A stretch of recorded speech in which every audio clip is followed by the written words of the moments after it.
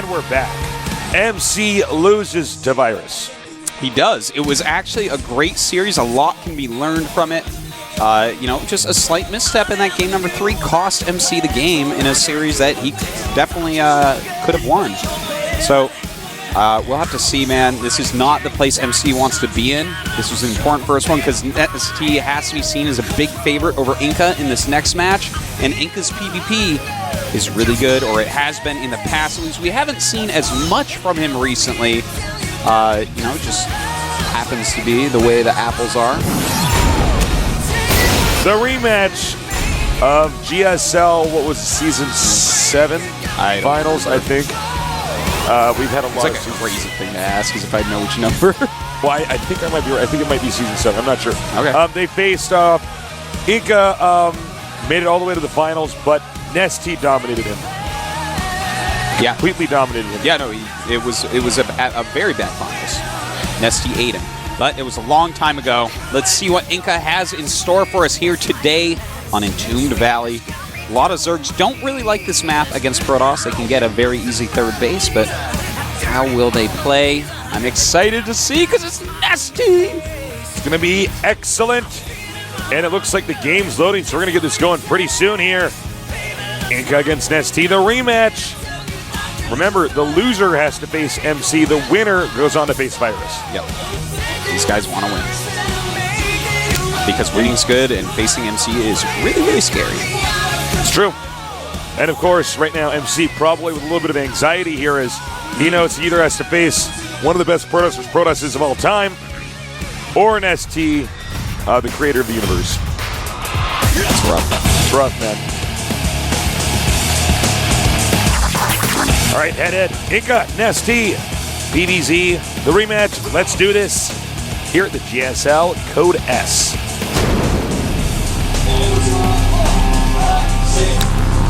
In the bottom right, one of the most creative Protoss players that we get to see here in the GSL. Also an ancient civilization. He is OGS InCa.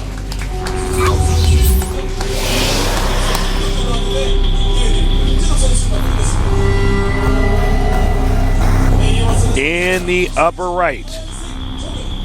One of the best Zergs in the world, competing with DRG for that title right now. His ID is... I am NesTea. Okay, so ancient civilizations near the Incans. There was the Mayans, there were the Aztecs, there were the Toltecs. Yeah.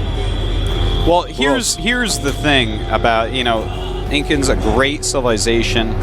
He's going to defend his base as if it was Machu Picchu, but the thing is, NesTea is the Cortez Zerg.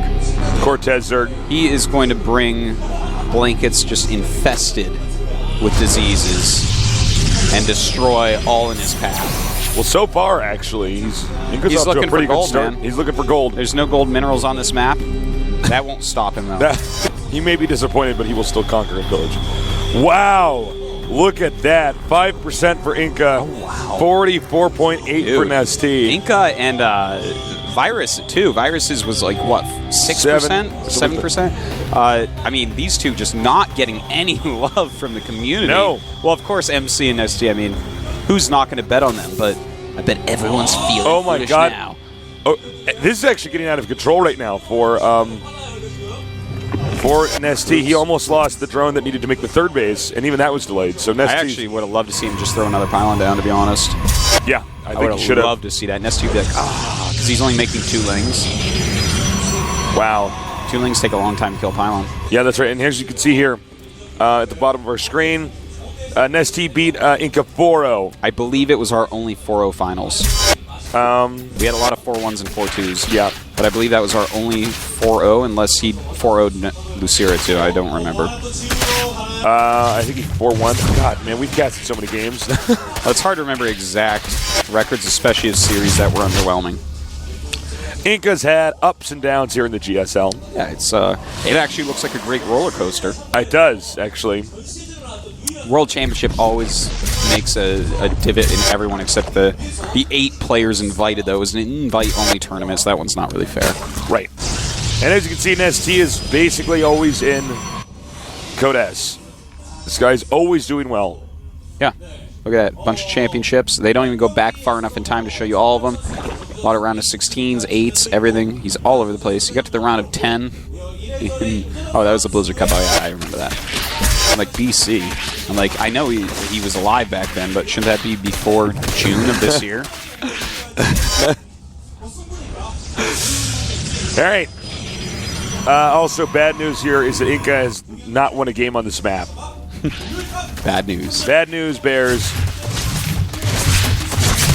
So with NesTea going for a quick 3 base, and InCa knowing that, InCa's going for a Stargate, but only off of 2 gases. He's not making any sentries, and you can do that. If you see that, in fact, they're going to go for that quick 3 bases with no gases, they can't really get aggressive on you, so you don't really need the sentries so early.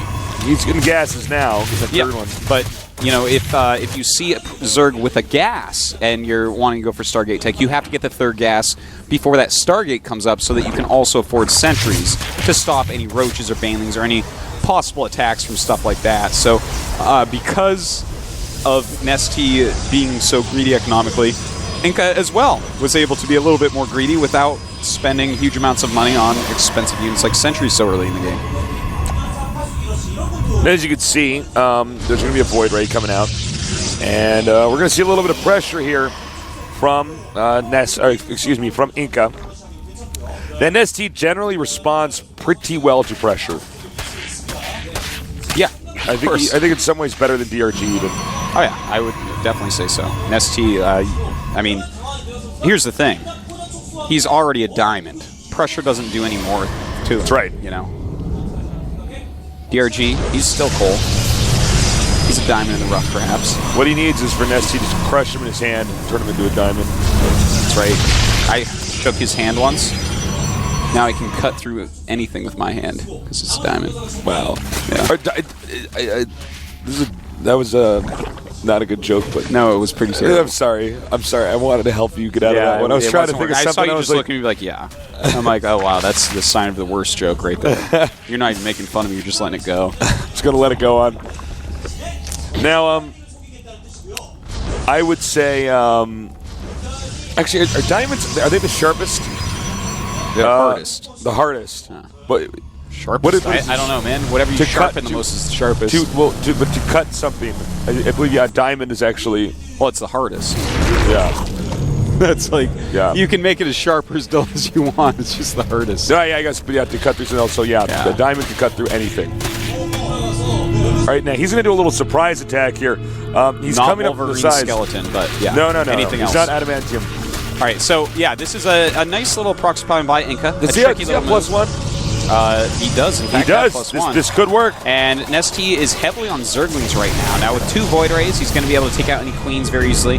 How many Roaches do we actually have out? None so far. 1 in production. Doing a great job right now. But the 2 Spores flanking that Void Ray, and he almost loses one. Does not end up losing it though. And I don't know, man. This is a little bit scary. Yeah, the Zealots are doing a huge amount of damage to NesTea right now.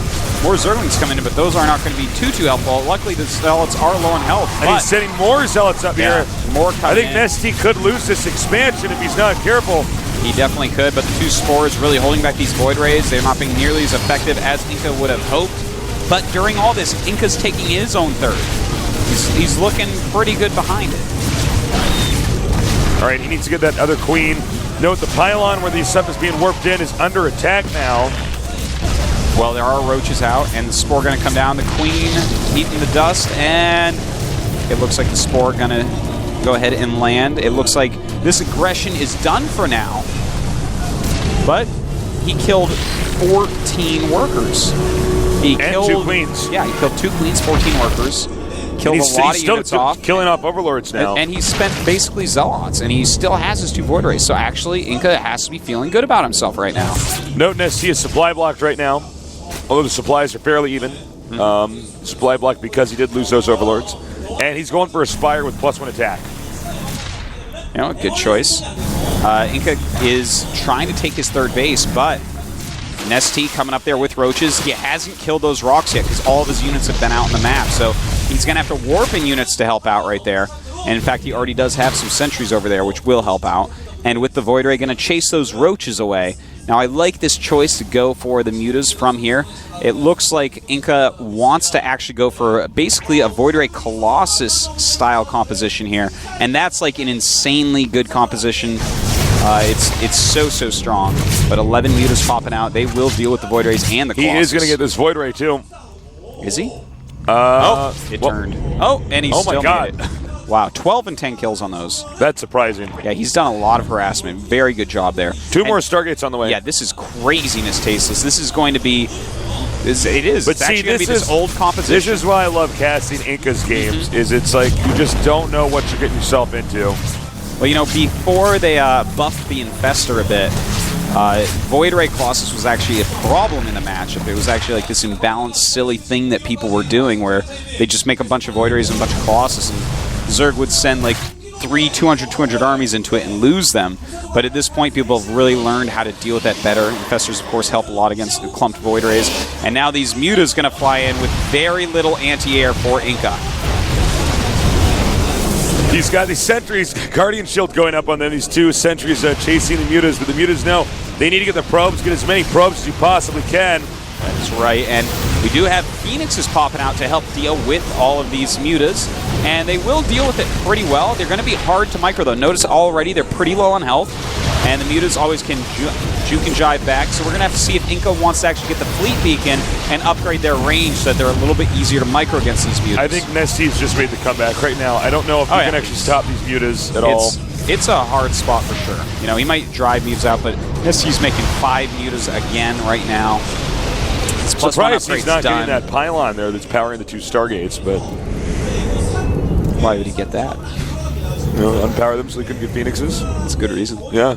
Yeah, that's why I'm surprised, Artosis. He should have a second pylon there. Yeah.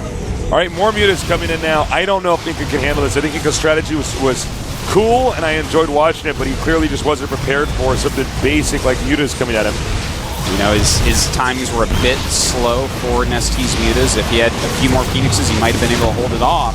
But there's just too many now. Right. Again, they're very hard to micro. You're going to need to get that range upgrade. And he kills that in control pylon, taking out those Stargates. Very nice. Very well done. You really want to make more than one. GG.